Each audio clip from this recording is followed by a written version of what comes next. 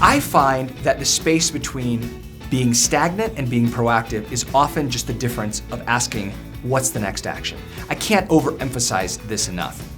So what I find is that a lot of times you and I will justify our procrastination by saying, I need to think about this, or I need to still decide about that. Now, there's nothing wrong with thinking or deciding, but I often find that we use those words to push things off further. So if you're gonna think about something, what would it look like for you to be thinking? Are you gonna write down a pros and cons list? Do you need to set up a meeting with somebody to have a discussion? Or if you need to decide about something, I would ask, okay, well, what information do you not have that you need to have in order to decide? And what's the next action you need to take to get that information?